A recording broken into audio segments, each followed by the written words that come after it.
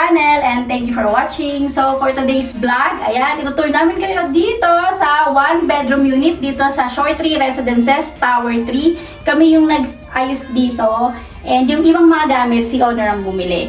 Kaya kung gusto nyong malaman kung magkano lahat yung nagastos, tara, tutour namin kayo, sasabihin namin sa inyo. And guys, halika na, start na tayo!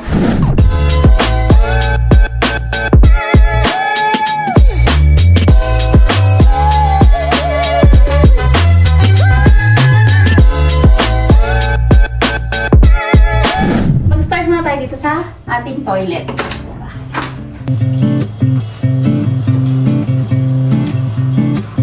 Ayan, so yung toilet natin, ganyan, may washing machine kami, tapos yung may mirror na dyan, and then may towel rack tayo, tapos ito, hindi pina-shower enclosure ni owner, so ganito lang siya yung, curtain and rod, tapos may mga provision na mga lalagyan, yan, nilagay yan ni owner. Heater, yan, meron na yan.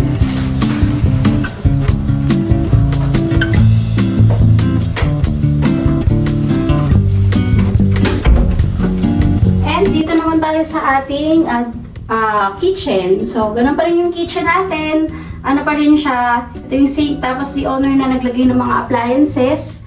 Tapos meron tayong 2 burner dyan. Tapos, ayan. So, may mga plates na scissor. Naka-set up na to actually. Ayan. Naka-set up na siya. Ipapa-Airbnb niya ata to. Staycation. And ito naman sa ref natin. 2-door pa rin, Samsung pa rin yung ating ref. And then we have the microwave dito, American Home na manual lang. Hindi siya digital And ito, dito tayo sa dining area. Kung makikita mo, si owner yung nag-provide na itong ilaw na to, at saka itong partition, ito. Si owner nag-provide, pati yung mga appliances and utensils, ito. Yung appliance, yung microwave si owner naglagay, tapos yung kettle si owner din. So itong mga utensils, mga plates, siya na yung naglagay niyan. Ayan. So ito pinili ni owner mirror. Tinugma niya. Tapos, ang na-request ni owner dito, yung wall, pinapluted niya. So naglagay kami ng fluted wall dito. And on this side, sa may TV area niya. Ayan. So, ito yung TV area. Kasi ay mga decor dito, si owner nag-provide niyan. And yung carpet. Ayan. And we have the sofa bed. Ayan. Sofa bed. Kami yung nag-provide ng sofa bed. Tapos yung mga painting si owner, kasi siya yung namili ng mga design. So, mamaya explain ko kung ano yung mga pre-provide namin and magkano lahat siya. This one pala is Suite A. Pagka Suite A siya dito sa Shore 3 Residences, ibig sabihin parehas may bintana. So parehas siya, may kortina, lalagyan natin ng kortina parehas. Tapos depende rin, pwede kayong mag-multi-split na aircon. Para dalawa yung aircon nyo, isa sa sala, saka ito, isa sa bedroom. Ito, tignan yung bedroom. Ayan, so ang bedroom natin nasa bedroom natin ang aircon.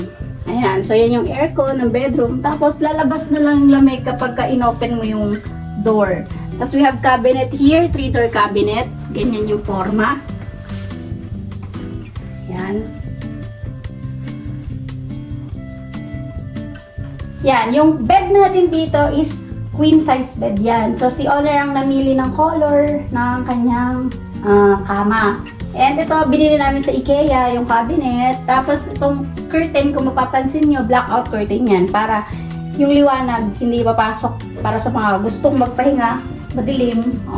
Blackout curtain yan nilagay namin. And, ano pa ba? And ito na. Ang ganda na itong black panel na to. Diba? Ganda. And ito na yung ating dining.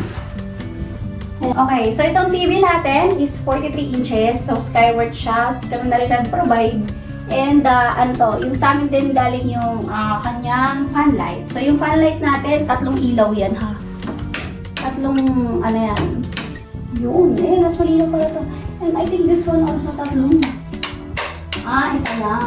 Si owner kasi nag-provide nito, Ayan. So, ang ganda. Maganda yung pagkakasetup. Tapos parang malaki siya tignan na. Kasi 26 square meter lang to.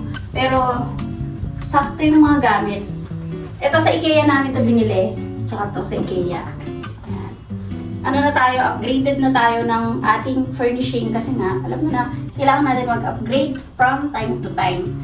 Yan guys. So, marami kami ngayong mga furnishing, tsaka yung mga gustong mag-upgrade. At marami din kasi kami ngayong bakanting unit. So, yung mga unit owner namin na while bakante yung unit nila, gusto nila i-upgrade yung unit nila. So, feel free po na kontakin kami para ma-upgrade natin. Tsaka ma-quotean natin. Kasi, kung ano yung budget ni owner, yun dun namin kino-quote kung ano yung pasok dun sa budget. Ayan. So, this one is ito lahat yung nagastos dito sa furnishing namin pwera lang dito sa mga ito, yung plate, tsaka yan. Si owner kasi nagbumili ng iba, tsaka mga painting. Yung sa amin, ang ginastos namin is, yung sa amin, yung billing namin kay owner, maabot ng 270,000 pesos. Kasama na dyan yung fluted panel, mga ganito. So, pwede nyo namang simplehan lang ang pagpapaganda ng unit mo, hindi naman bonggang-bongga. Pero kung gusto mo ng bonggang-bongga, syempre kailangan mo ng budget for bonggang-bongga. Siguro mga 500,000 budget mo for bonggang-bonggang makeover. Kasi doon na sila maglalagay ng mga ng mga light sa gilid, tsaka yung partition mo. Yun yung bongga. Pero kung ano lang talaga yung budget ni owner, sasabihin naman niya sa amin. Tapos yun, doon namin siya i-quote kung ano yung mga pwedeng ilagay dun sa budget na yun. Ayan.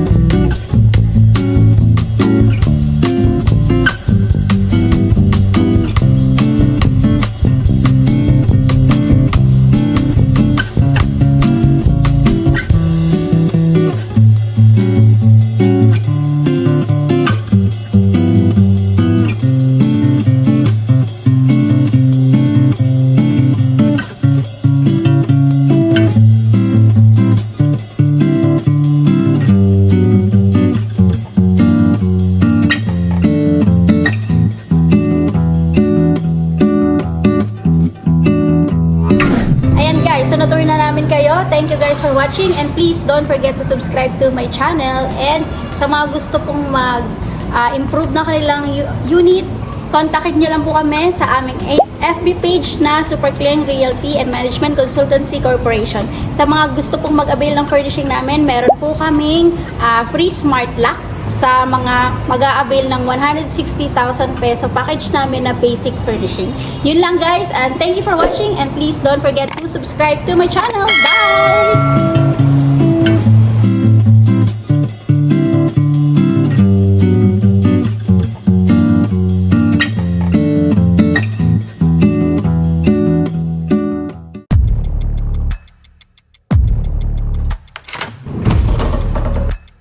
Hi guys! Welcome dito sa aming ini-interior na unit. Tara, papakita muna namin sa inyo. Sneak peek muna to